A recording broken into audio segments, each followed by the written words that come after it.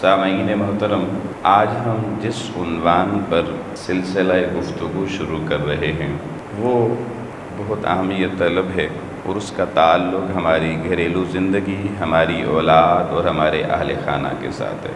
بنیادی ہمارا فوکس اس موضوع میں ہوگا کہ ہمیں اپنے گھر والوں کی اور اپنے اہل و عیال اور بچوں کی اصلاح اور تربیت کیسے کرنی چاہیے، اس میں غلطیاں کیا ہو رہی ہیں جن کی اصلاح ضروری ہے، والدین اور گھر کے سربراہ کی حیثیت سے ہماری ذمہ داریاں کیا ہیں، اور جو اہل خانہ اور بیوی بچے ہیں ان کی ذمہ داریاں اس ضمن میں کیا ہیں۔ ہمارا پچھلا موضوع جس پر ہم نے پچھلے 3 جمعات المبارک میں گفتگو کی، اس گفتگو کی اہمیت کتنی تھی، کتنی ہے، وہ تو آپ کو ان دونوں میں سوشل میڈیا سے اندازہ ہو گیا ہوگا کہ آقا علیہ السلام کی آل پاک کے حوالے سے اتفاقاً ہم نے یہ گفتگو شروع کی، اور اس کے ساتھ ہی وہ چیزیں سوشل میڈیا پر آنا شروع ہو گئی کہ جہاں دنیا نے اب تو آل رسول کو آل سمجھنا بھی چھوڑ دیا۔ تو ہم نے بڑے رائٹ ٹائم پر اپنی نسلوں کا ایمان بچانے کے لیے اس موضوع کو آپ کے سامنے بیان کیا، جب اس وقت ہر طرف سے یہ گرد آلود ہوائیں چل رہی تھیں۔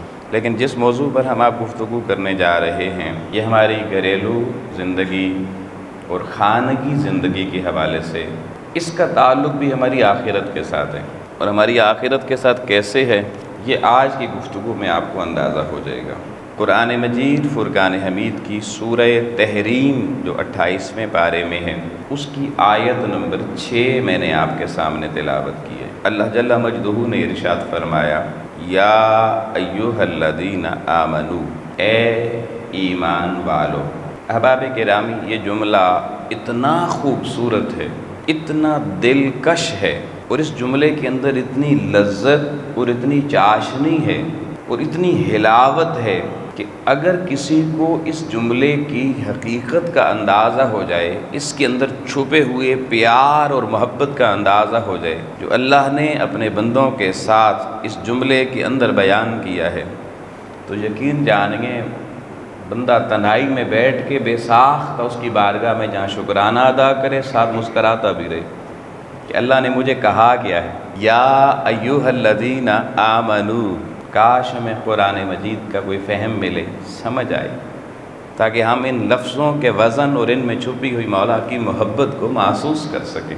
دیکھیے، ہر بندے کا تعارف اس دنیا میں 2 طرح سے ہوتا ہے۔ تعارف کا ایک طریقہ عمومی طریقہ ہے، جس طریقے میں کسی شخص کا نام لے کر اس کو بلایا جاتا ہے۔ ہر شخص کا ایک نام ہے، وہ نام اس کا تعارف ہوتا ہے، اس کی پہچان ہوتی ہے۔ جیسے ہم عام زندگی میں دیکھیں، بہت سے لوگوں کو ان کے نام سے بلاتے ہیں، دوستوں کو بندہ اپنے ان کے نام سے بلاتا ہے، لیکن یاد رکھیے کسی کو اس کے نام سے بلانے سے اگر انسان کے دل میں اگلے کی محبت ہو، پیار ہو، شفقت ہو، اس کا کوئی مقام دل میں ہو، تو نام کے بلانے سے اس کا اظہار نہیں ہو سکتا۔ لیکن جو دنیا سے بات چیت کرنے کا دوسرا طریقہ ہے، کسی تعلق والے سے بات کرنے کا، وہ انداز تخاطب ریلیشنل ہے، ریلیشن کی بنیاد پر ہے کہ آپ کا اس سے رشتہ کیا ہے۔ تخاطب کے اس انداز میں اس رشتے کا اظہار ہوتا ہے، اور جہاں لفظوں میں رشتوں کے اندر چھپی ہوئی محبتوں کا اور گہرائیوں کا اظہار ہو، اس کی اہمیت اپنی ہی ہوتی ہے۔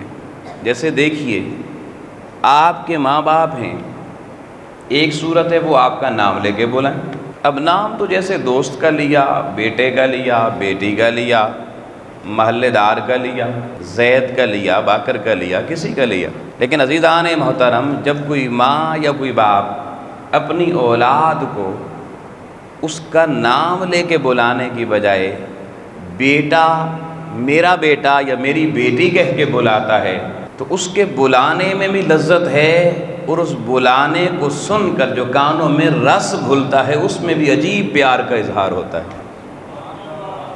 اور عمومی طور پہ ایک طریقہ یہ بھی ہے کہ ماں باپ جب بچوں سے خفا ہوتے ہیں، ناراض ہوتے ہیں، تو وہ بیٹا کہہ کے نہیں بلاتے، وہ نام لے کے بلاتے ہیں۔ پتہ چل جاتا ہے کہ محبت میں کوئی کمی ہے، کوئی کمزوری آ گئی ہے، اور جب دل خوش ہوتا ہے تو پھر ماں باپ نام نہیں لیتے، پھر کہتے ہیں آپ میرے چاند میں صدقے جاؤں، پھر ریلیشنل نیم یوز کیے جاتے ہیں۔ تو جو ریلیشنل رشتے والا نام ہوتا ہے، رشتے کی بنیاد پر جو پکارا جانے والا نام ہوتا ہے، اس کے پکارنے میں بھی اظہار محبت ہوتا ہے، اور سننے والا جب اس کے کان اس رشتے کا اظہار سنتے ہیں تو اس کے دل میں بھی بے ساختہ محبت کا دریا مزید موجزن ہو کے جوش مارتا ہے۔ اب اللہ کریم نے قرآن مجید میں بہت سے مقامات پہ بندے کو بندہ کہا، یا ایھا الناس کہہ کے مخاطب کیا، اے انسان۔ تو انسان عموم ہے، اس میں کوئی تخصیص نہیں ہے، لیکن قرآن مجید میں 100 کے قریب ایسے مقامات ہیں کہ جس میں اللہ پاک نے اپنے بندوں سے مخاطب ہوتے ہوئے انہیں ناس نہیں کہا، نام کوئی اور نہیں لیا، ان کے ساتھ اپنے اس رشتے کا اظہار کیا جو رشتہ دین متین کے توسل سے بنا ہے۔ اور جب اللہ اس رشتے کا اظہار کر دے تو پھر بندے کی خوشی کی انتہا اس لیے نہیں رہتی ہم اس کو رب رب کہتے رہیں، پتہ نہیں وہ ہمارے رب ہونے کو مانے نہ مانے، تسلیم کرے نہ کرے، مگر لوگوں اگر رب کہہ دے یا ایھا الذین آمنو، او میرے ایمان والے بندے، تو اس میں یہ بات کنفرم ہو جاتی ہے کہ اب ایمان کا سودا اور ایمان کے سودے کی وجہ سے جو نسبت الہ ملی ہے وہ کچی نہیں پکی ہو گئی ہے، اس پہ مہر تصدیق ثبت ہو گئی ہے۔ اور ایک اس میں بڑی خاص بات، لطف والی بات یہ ہے، آپ دیکھیے اللہ کریم نے قرآن مجید میں دیگر انبیاء کا ذکر کیا تو آدم علیہ السلام کو آدم کہہ کے بلایا، یا آدم اسکن انت وزوجک الجنہ، اے آدم تو اور تیری بیگم، تیری مسز، تیری اہلیہ جنت میں سکونت پذیر ہو جاؤ۔ حضرت داؤد علیہ السلام کا نام لیا، حضرت موسیٰ علیہ السلام کا نام لے کے مخاطب کیا، حضرت زکریا، حضرت عیسیٰ اعلیٰ ازل کیا، لیکن آپ دیکھیں اب محبت جب اپنے محبوب کے ساتھ درجہ کمال پر تھی، اب مخاطب محبوب کو کرنا تھا تو قرآن میں جہاں پڑھیں یا ایھا النبی انا ارسلناک شاہد، اب ریلیشنل نام لیا، محبت والے پہرائے میں بات کی تاکہ دنیا کو پتہ چلے اللہ محبت تو سارے انبیاء سے کرتا ہے مگر محبوب سے محبت کا انداز سب سے نرالا ہے۔ جب بھی حضور علیہ السلام کو مخاطب، کبھی مزمل کہہ کے مخاطب کیا، کبھی مدثر کہہ کے مخاطب کیا، کبھی یاسین کہہ کے مخاطب کیا، کبھی طٰہٰ کہہ کے مخاطب کیا، تخاطب کی انداز پورے قرآن میں بدل بدل کے اللہ نے بتا دیا کہ جس سے محبت اپنے درجہ کمال بھی ہوتی ہے، جب بھی زبان کھلتی ہے جی چاہتا ہے کسی نئے محبت والے لفظ سے اس کا تعارف کروایا جائے۔ ایسے ہی دیکھیں مائیں چھوٹے بچوں سے محبت کا اظہار کرتی ہیں، کبھی اس کو مٹھو کہتی ہیں، کبھی شانو کہتی ہیں، کبھی گڈو کہتی ہیں، کبھی چاند کہتی ہیں، کبھی تارا کہتی۔ تو یاد رکھیے اللہ کریم کی ذات جب اپنے بندگان خدا سے کلام کرتے ہوئے یا ایھا الذین آمنو کہہ دے، کبھی تنہائیوں میں بیٹھ کے تصور کو اپنے ذہن میں لا کے سوچنا، دیکھنا دل کتنا باغ باغ ہوگا کہ مجھے آمنو کہنے والا کون ہے، اب میں اس کی حضوری میں سجدہ شکر ادا کرتے ہوئے اس کو ربی اللہ کیوں نہ کہوں۔ کبھی کبھی ان محبت کے تصورات میں کھویا کریں دوستان محترم، اور اپنے خالق کے ساتھ اس کی محبت جو اس نے اظہار کیا ہے رب ہو کر، تو ہمیں بندہ ہو کر اس سے بڑھ کر اس سے اپنی محبت کا اظہار کرنا چاہیے۔ اب اس نے محبت کا اعلیٰ ترین انداز تخاطب کا اختیار کر کے اب ہمیں سمجھایا کیا، اپنی شفقتوں کا اظہار کیسے کیا۔ محبت چاہتی ہے نا کہ بندہ کسی کھائی میں نہ گرے، کسی کنویں میں نہ گرے، کسی حادثے کا شکار نہ ہو۔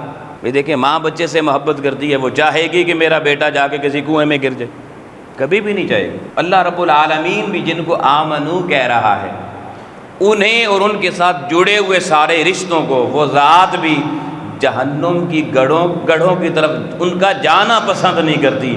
اس کی بھی خواہش یہ ہے کہ بندے میں تجھ سے محبت کرتا ہوں، آگے تو جن سے محبت کرتا ہے میں چاہتا ہوں سارے ہی سمر کے میری جنتوں کے مسافر بن جاؤ۔ اور کس خوبصورت انداز میں مخاطب کر کے کہا یا ایھا الذین آمنو قوا انفسکم واہلیکم نارا، اے ایمان والو اپنے آپ کو اور اپنے اہل و عیال کو اس آگ سے بچانے کی فکر کرنی ہے اور اس کی سر توڑ کوشش کرنی ہے۔ وقودها الناس والحجارہ، جس جہنم کی آگ کا ایندھن لکڑیاں نہیں ہوں گی، پیٹرول نہیں ہوگا، فیول نہیں ہوگا، یہ سوئی گیس نہیں ہوگی وہاں جلنے کے لیے۔ فرمایا میری جہنم کا جو ایندھن ہے، اس کا جو فیول ہے، یا وہ انسان ہوں گے یا وہ پتھر ہوں گے۔ جہنم کا فیول بیان کیا دو طرح کا ہے، جیسے ہمارے ہاں آج کل شہروں میں فیول دو طرح کا ہے، گاڑیاں چلاتے ہیں، پیٹرول ڈالتے ہیں یا گیس ڈالتے ہیں۔ تو اللہ نے جہنم کا فیول بتایا کہ یا انسانوں سے جہنم کو جلاؤں گا، بھڑکاؤں گا، یا پتھروں سے۔ اب دوستان محترم، یہاں بڑے نکتے کی بات یہ ہے کہ جن لوگوں کا یہ تصور اور خیال ہے کہ میں تو سارے وہ کام کر رہا ہوں جو بندے کو آگ سے بچانے والے ہیں، مجھے کسی سے کیا لگے، ہر ایک کو اپنی قبر میں جانا ہے، اپنا حساب دینا ہے، یہ عمومی تصور ہے نا لوگوں میں، ہر ایک نے اپنی قبر میں جانا ہے، اپنا حساب دینا ہے۔ تو جب ہر ایک کا میزان اپنا تلنا ہے، قبر اپنی ہونی ہے، حساب اپنا دینا ہے، تو مجھے کیا لگی دوسرے جو مرضی کرتے رہیں، میں تو آزاد ہو جاؤں گا نا جی، میں تو سارے کام وہ کر رہا ہوں، پہلی صف میں نماز پڑھتا ہوں، قرآن شریف کی تلاوت بھی روز کرتا ہوں، روزے بھی باقاعدگی سے رکھتا ہوں، نوافل بھی پڑھتا ہوں، تسبیح تحلیل بھی کرتا ہوں، نیکی کی ہر مجلس محفل میں بھی جاتا ہوں، حج عمرہ بھی کر لیا ہے، زکوٰۃ، صدقات، فطرانے، انفاق اور ظہرانے لوگوں کو دینا وہ بھی سب کچھ کرتا ہوں، تو مجھے کسی کی کیوں پرواہ ہونی چاہیے؟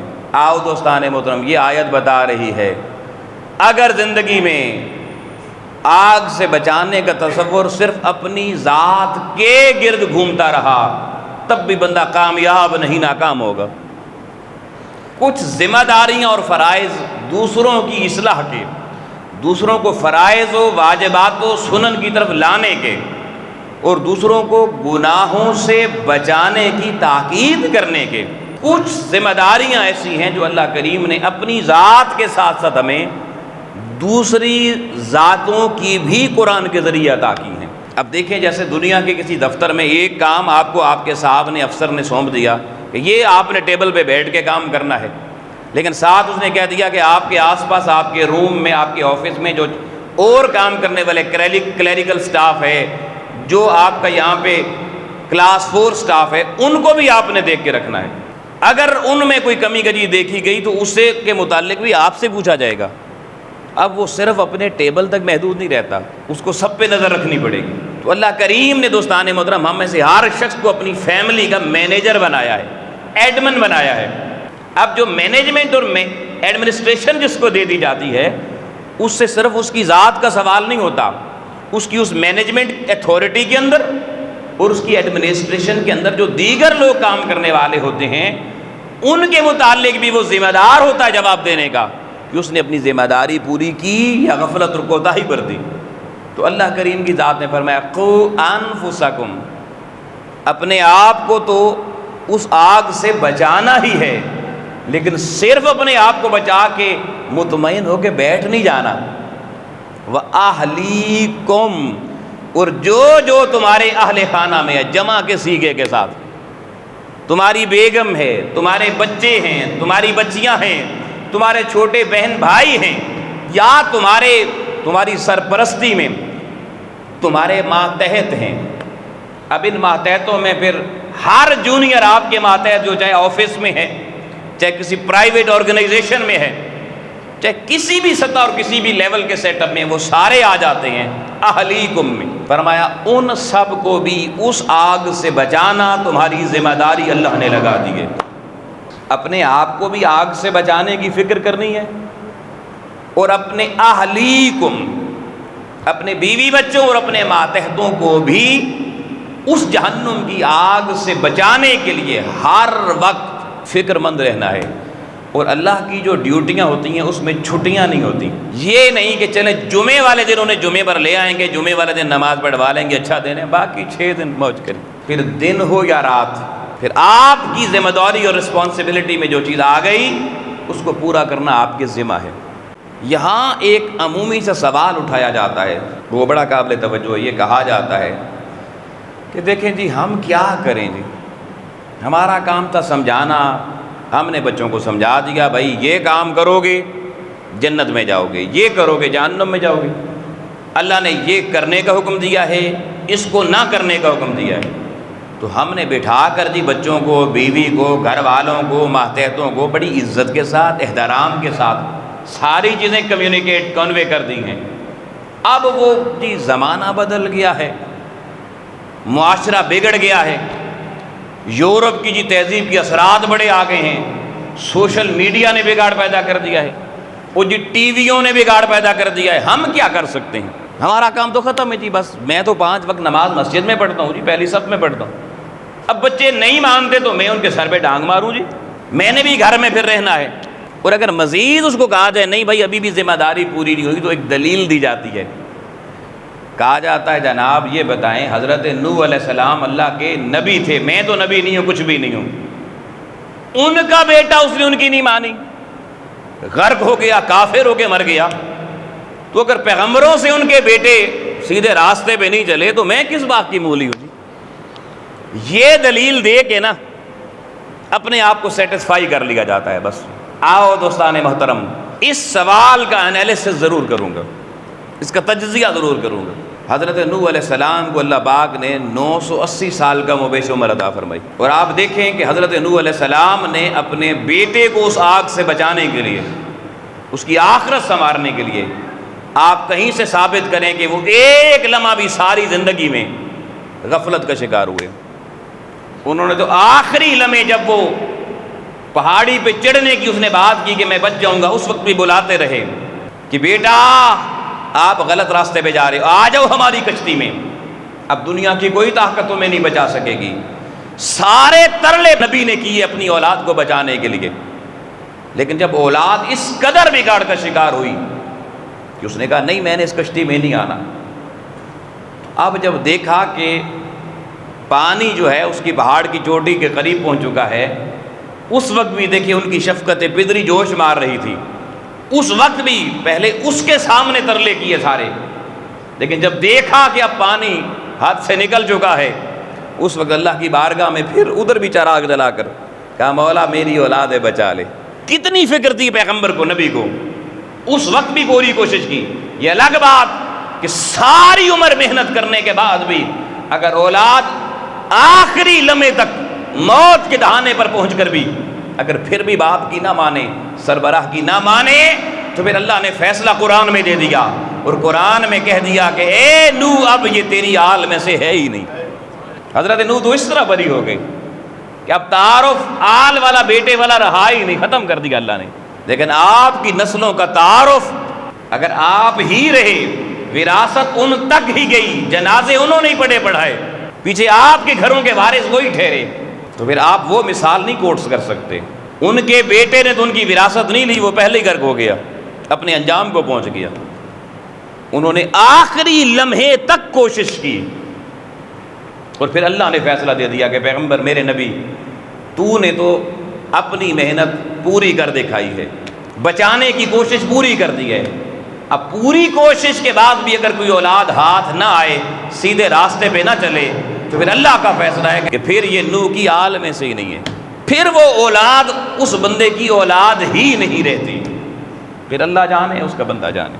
اس لیول تک ہم دیکھیں کہ ہماری کاوش جاتی ہے۔ ہم تو زندگی میں 1 2 یا بہت ہوا تو 3 دفعہ کہیں گے، ایک دفعہ بچے نے ذرا سر چڑھ کے جناب، منہ چڑھ کے جناب کہا ابا بس چپ کر، تو پھر ہم کہتے ہیں یار عزت بچا کے رکھو، ٹھیک ہے۔ پھر دنیا آ کے کہے جی شراب پی رہا ہے، دنیا آ کے کہے جی فلانے فیملی کا جینا اس نے تنگ کر رکھا ہے، وہ فلانے اڈے میں بیٹھا، کہتے جی میں کیا کروں جی، میں کیا کر سکتا ہوں جی۔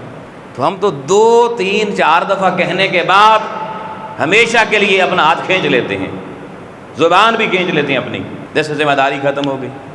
لیکن اللہ نے یہاں سمجھانے کے لیے دوستان محترم جو رنگ اختیار کیا نا، اس رنگ کو سمجھیے گا۔ یہ نہیں کہا کہ تم بس اپنے آپ کو دوزخ کی آگ سے بچا لو، بات ختم نہیں کی۔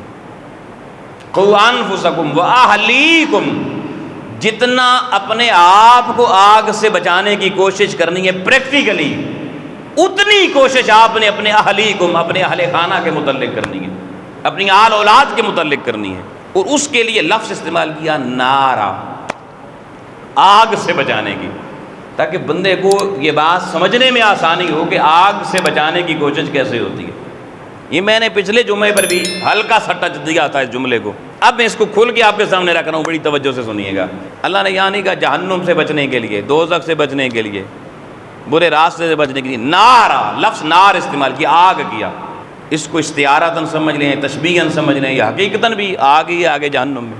اس کی وجہ تسمیہ یہ ہے کہ عزیزان محترم، اگر آپ کی اولاد، آپ کا کوئی بچہ بچی جس کے سامنے آگ کا الاؤ جل رہا ہو، شعلے اٹھ رہے ہوں، اب بچہ تو بچہ ہے نا جی، اس کو کیا معلوم کہ یہ شعلے کتنے بھیانک ہیں، یہ جان لے سکتے ہیں۔ آپ کا بچہ ان شعلوں کو دیکھے، ان کی چمک کو، دمک کو، ان کی روشنی کو دیکھے، اور آپ کے سامنے وہ اس آگ کی طرف بڑھنا شروع ہو جائے، تو کیا خیال ہے؟ وہ آگ کے قریب جا رہا ہے، آپ بیٹھ کے وہی کام کریں گے کہ اس آخرت کی آگ سے بچانے کے لیے اپنی اولاد کے متعلق آپ کا خیال ہے کہ میں نے تو کہا تھا جی، مانا ہی نہیں اس نے، میں کیا کر سکتا ہوں؟ آپ وہاں قریب بیٹھے ہوئے آپ کہیں بیٹا یہ آگ ہے، یہ آپ کو جلا دے گی، خبردار اس کے قریب نہ جانا۔ بچے کے پھر پاؤں آگے اٹھ رہے ہیں، آپ نے دوبارہ کہا بیٹے آگے نہ جانا، یہ بڑی خطرناک آگ ہے، جلا دے گی۔ بیٹا این آگ کے پاس پہنچ گیا، کیا خیال ہے آپ کیا کہیں گے؟ جلنے دوست، میں کیا کر سکتا ہوں؟ یہ میری مان ہی نہیں رہا، یہ جلنا چاہتا ہے تو جل جانا چاہیے اسے۔ اگر آپ ایسے کہہ کے آنکھوں سے تکتے رہے ہیں، لوگوں آپ کی اولاد آپ کے سامنے آگ کا شکار ہو کے جل جائے، کیا خیال ہے لوگ کیا کہیں گے؟ آپ نے ذمہ داری پوری کر دی، آپ نے ٹھیک کیا، بس جو آپ نے زبان استعمال کی 2-3 دفعہ وہ کافی تھی۔ لوگ کہیں گے بھائی کیسے انسان ہے آپ، کیسے پتھر دل ہے آپ کا کلیجہ دہکا نہیں؟ آپ اٹھے کیوں نہیں؟ آپ آگے بڑھے کیوں نہیں؟ آپ آگ کو اور اپنے بیٹے کے سامنے کھڑے کیوں نہیں ہو گئے؟ آپ نے اس کو آگ میں جانے سے روکا کیوں نہیں؟ دوستان محترم، سچ تو یہ ہے کہ اس دنیا میں اگر کسی کی اولاد آگ کی طرف جا رہی ہو، ارے ماں دیکھے یا باپ دیکھے، سوئی ہوئی بھی ہو، نیند اجڑ جاتی ہے، جتنی تھکاوٹ اور بیماری ہو، چلنے کے لائق بھی بوڑھا بابا نہ ہو، وہ اٹھ کے تب بھی بھاگ پڑے گا کہ میں اپنی اولاد کو، اپنی جان جاتی ہے چلی جائے مگر میں اپنی اولاد کو آگ میں نہیں جانے دوں گا۔ پورے جسم میں اضطراب پیدا ہو جاتا ہے، زلزلے ببا ہو جاتے ہیں۔ کوئی شخص اپنی آنکھوں کے سامنے اپنی اولاد کو لوگوں اس دنیا کی آگ میں جلتا دیکھنا پسند نہیں کرتا، اور کوئی شخص یہ نہیں چاہتا کہ میری آنکھوں کے سامنے میری نسل کا کوئی بچہ، میری آل کا کوئی بچہ، میرے گھر کا کوئی بچہ جل جائے۔ وہ سر دھڑ کی بازی لگا دے گا، آگ کے شعلوں کے اندر اگر خود اس کی حرارت کے سامنے آنا پڑے آ جائے گا، مگر اپنے بچے کو نہیں جانے دے گا۔ آپ لوگوں، میرے رب نے اسی آگ کا تصور سامنے رکھ کے کہ جیسے تمہیں اپنی اولاد کا دنیا میں آنکھوں کے سامنے آگ میں جلنا اچھا نہیں لگتا، اس کے لیے آپ اپنی جان پہ کھیل جاتے ہیں۔ اور اگر بچہ کہیں گھر کے اندر کسی کمرے میں بند ہو، کنڈی لگی ہوئی اندر سے آپ نہ کھول سکتے ہوں، ایسی صورتحال بن جائے، گھر میں آگ لگ جائے، کیا خیال ہے؟ آپ کہیں گے جی میں کیا کر سکتا ہوں؟ دروازے کو 2-4 دھکے دے کے بیٹھ جائیں گے، آپ ریسکیو 1-1-2-2 ملائیں گے۔ اگر ریسکیو کی گاڑی 5 منٹ لیٹ ہو جائے، آپ کو پسینے آئیں گے، آپ کال کر کے ان کو برا بلا بھی کہیں گے، آپ کو پتہ نہیں میرے بچی اندر اتنی دیر کر دی، آپ پورا محلہ اکٹھا کر لیں گے، یار میرے بچے اندر ہیں ان کو بچا لو کسی طریقے سے۔ آؤ دوستان محترم، دنیا کی آگ سے بچانے کے لیے محلہ اکٹھا ہو گیا، سارے رشتہ دار بلا لیے گئے، سارے متعلقہ آگ بجھانے والے محکمے بلا لیے گئے۔ میں پوچھتا ہوں اس اولاد کو جہنم کی آگ سے بچانے کے لیے تم نے اس آخرت والے وہ محکمے کیوں نہیں گھر میں لائے اپنے ساتھ کہ وہ تمہاری اولاد کے لیے جہنم کی آگ سے بچنے کا راستہ تمہیں بتاتے؟ وہ محنت کہاں ہے؟ وہ جرگہ کہاں ہے اولاد کے سامنے آپ نے جو بٹھایا ہو؟ غفلت ہے یا نہیں؟ سستی ہے یا نہیں؟ کوتاہی ہے یا نہیں؟ وہ جی بیگم نہیں مانتی جی کیا کریں جی، آگے سے زبان دراز ہے جی، چپ ہی رہنا چنگا ہے۔ قیامت کو اللہ یہ نہیں کہے گا کہ زبان دراز ہی تو چپ ہو جاؤ۔ اللہ نے تو لوگوں جب یہ آیتیں نازل ہو گئیں اور جب یہ آیت قرآن مجید کی آئی نا، قرآن مجید کی سورہ طٰہٰ کی آیت نمبر 132 کہ وَأْمُرْ أَهْلَكَ بِالصَّلَاةِ، اپنے گھر والوں کو نماز کا حکم دے۔ نماز پڑھنے کا کہنے کا نہیں کہا کہ ریکویسٹ کر دیں، بچوں کو، گھر والوں کو، بیوی کو، بچوں کو ریکویسٹ کرنا، اپلیکیشن دینا نماز پڑھ لیں، نہیں۔ وَأْمُرْ، تمہیں اپنے بیوی بچوں کا اللہ نے حکمران بنایا ہے۔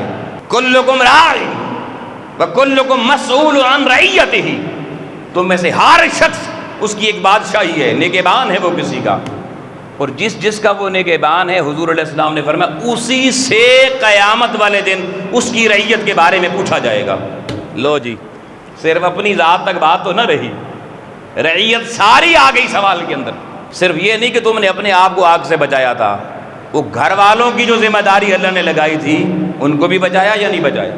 تو یہ آیت جب آئی نا کہ وَأْمُرْ أَهْلَكَ بِالصَّلَاةِ، اپنے گھر والوں کو حکم دے تو نماز کا، اور وَاسْطَبِرْ عَلَيْهَا، اور ان کے سامنے صرف حاکم بن کے حکم دے کہ یہ نہ کہ خود مصلی بچھایا ہی نہیں، پتر تو پڑھا نہیں، فرمایا خود بھی استقامت کے ساتھ ان کے سامنے نماز پڑھنے والا بن، تیری اپنی نماز میں بھی کمزوری نہ آئے، پہلے عمل تیرا ہو ان کے سامنے، اور پھر انہیں اس کا حکم دے۔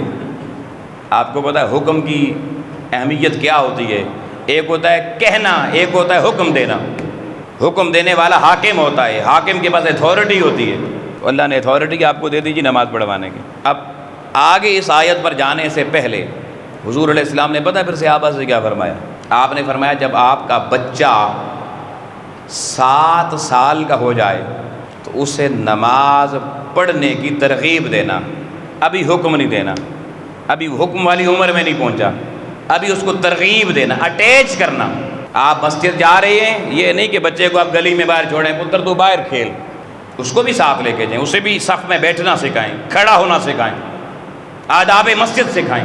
ہمارے یہاں تو بعض لوگوں کو مسجد میں 7-8 سال کے بچے اچھے ہی نہیں لگتے، یہ بھی مسئلہ ہے۔ بھئی وہ آپ کے ساتھ نہیں جائے گا تو پھر کس کے ساتھ جائے گا؟ اس کی اماں نے تو مسجد نہیں جانا۔